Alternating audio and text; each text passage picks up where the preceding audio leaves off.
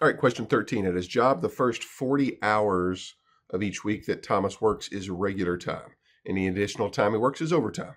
Thomas gets paid 15 per hour during regular time. During overtime, Thomas gets paid 1.5 times as much as he gets paid during regular time.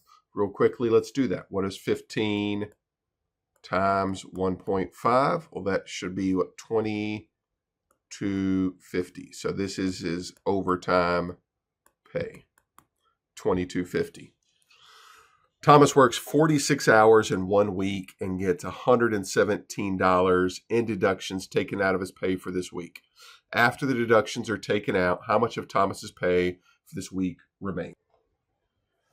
So let's do the math here real quick. So he makes $15 for the first 40 hours. So 15 times 40 is 600. But then those extra 6 hours, he makes overtime pay of $22.50. And for that, I want to get my calculator out to double check that answer. 22.5 times 6 equals 135. So altogether, he makes $735 when we add those two numbers together. 117 in deductions is taken out. At this point, we know it's not this. We know it's not this. We know it's not this. So we just need to do the math.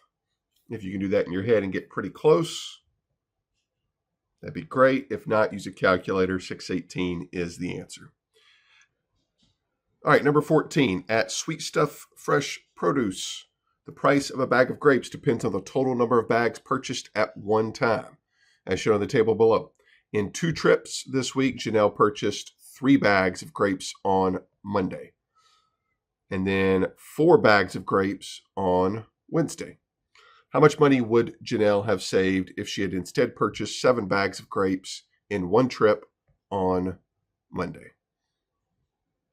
Okay, so the day of the week doesn't necessarily matter, the Monday versus Wednesday, but let's start this in order. First off, up here, in 2 trips to Sweet Stuffs this week, she purchased 3 bags of grapes.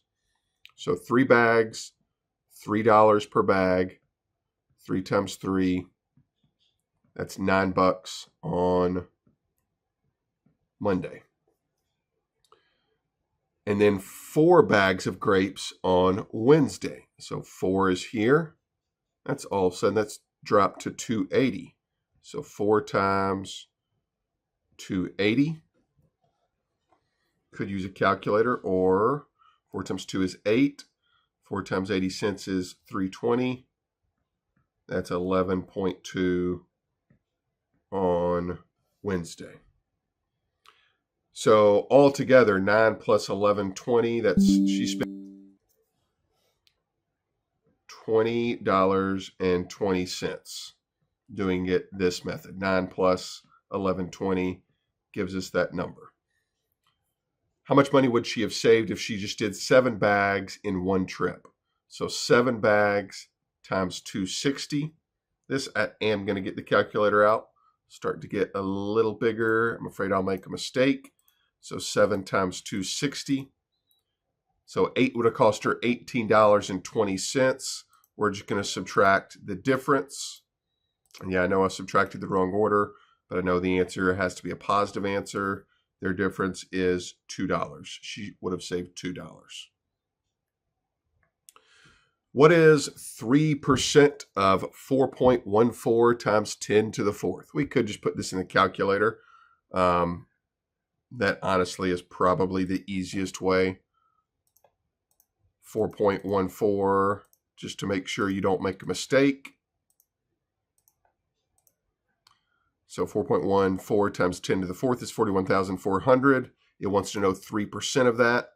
3%, remember you move the decimal over to the left 2, so 3% becomes 0.03. Multiply the two numbers, you get 1,242. 16, just a little bit of algebra. Not a candidate to work backwards, though, because we've got a bunch of messy decimals, so we each need to work this out the old-fashioned way. Sorry, I need to make that much bigger. My eyeballs were not liking that. So distribute the negative 3. So that's going to become negative 12x plus 15. Do your best not to rewrite the whole problem. Normally on a test that's not timed, you might rewrite the whole thing. But here you got 60 questions, 60 minutes. We need to save some time where we can. 2 times 1 is 2.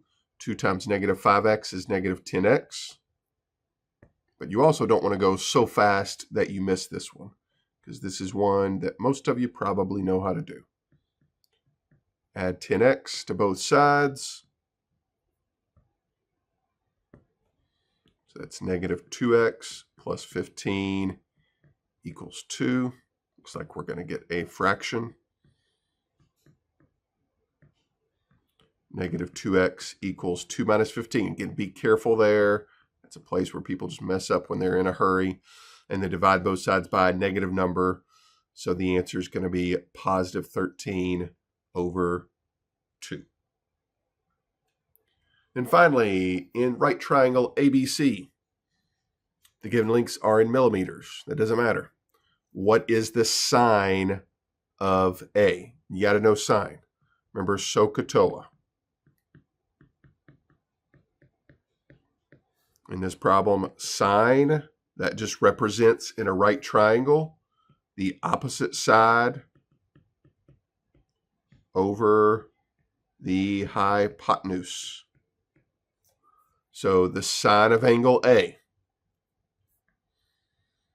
The side that angle A is not touching is considered the opposite side, the one directly across from it. So 7, this is my opposite side. And the hypotenuse is just the longest side, or the side opposite the right angle. So that's 9.